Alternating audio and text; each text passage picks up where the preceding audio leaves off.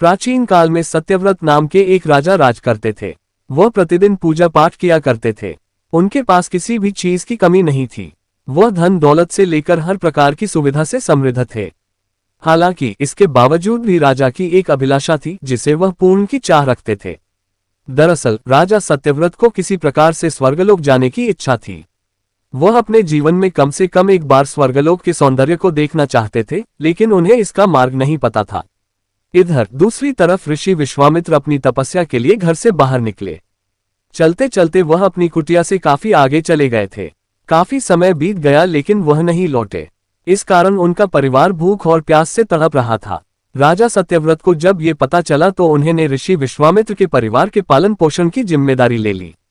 कुछ समय बाद जब मुनिवर लौटे तो वे अपने परिवार को कुशल देख काफी प्रसन्न हुए। उन्होंने पूछा कि उनकी अनुपस्थिति में किसने उनकी देखभाल की। इस पर ऋषि के परिवार वालों ने बताया कि राजा ने उनके पालन पोषण की जिम्मेदारी उठाई थी। ये सुनकर ऋषि विश्वामित्र तुरंत राजमहल पहुंचे और राजा से मुलाकात की। वहां पहुंचकर उन्होंने सबसे पहले महाराज को धन्यवाद कहा। इस पर राजा ने ऋषि अपनी इच्छा पूर्ण होने का आशीर्वाद मांगा। राजा की बात सुनकर ऋषि विश्वामित्र ने कहा, बोलिए महाराज, आपको क्या वरदान चाहिए। तब महाराज ने कहा, हे मुनि, मुझे एक बार स्वर्गलोक के दर्शन करने हैं। कृपया करके मुझे वहां जाने का वरदान दें। राजा की प्रार्थना सुनकर ऋषि विश्वामित्र ने एक ऐसा रास्ता बनाया जो स्वर्गलोक की ओर जाता था। ये देख राजा सत्यव्रत बहुत खुश हुए। वह तुरंत उस रास्ते पर चल पड़े और स्वर्गलोक पहुंच गए। यहां पहुंचते ही इंद्रदेव ने उन्हें नीचे धक्का दे दिया, जिसके कारण वो सीधे धरती पर जा गिरे। राजा ने सत्यव्रत ने तुरंत सारी घटना ऋषि विश्वामित्र बताई। राज की बात सुनकर ऋषि विश्वामित्र गुस्से से आग बबूला हो उठे। उन्होंने तुरंत सभी देवताओं से इस बारे में बात की और इस समस्या का हल निकाला, जिसके बाद राजा के लिए एक नया स्वर्गलोक बनाया गया। नए स्वर्गलोक को पृथ्वी और देवताओं के स्वर्गलोक के बीचों बीच स्थापित किया गया था ताकि किसी को परेशानी न हो।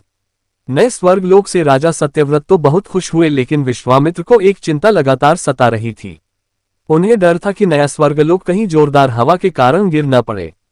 अगर ऐसा होगा तो राजा सत्यव्रत दोबारा से धरती पर जा गिरेंगे। काफी सोच विचार के बाद ऋषि विश्वामित्र को एक उपाय सूझा। उन्होंने नए स्वर्गलोक के नीचे एक बहुत लंबा खंभा लगा दिया ताकि उसे सहारा मिल सके। ऐसी मान्यता है कि नए स्वर्गलोक के नीचे लगाया गया खंभा एक विशाल पेड़ के तने के रूप में बदल गया। यही नहीं, कुछ समय पश्चात जब राजा सत्यव्रत की मृत्यु हुई तो उनका सिर एक फल में तब्दील हो गया। सभी से इस खंभे को नारियल का पेड़ कहा जाने लगा, जबकि राजा का सिर नारियल के रूप में जाना गया। यही कारण है कि नारियल का पेड़ इतना लंबा होता है। कहानी से सीख। इस कहानी से हमें ये सीख मिलती है कि अगर सच्चे मन से किसी की मदद करें तो हमारी हर ख्वाहिश पूरी हो सकती है।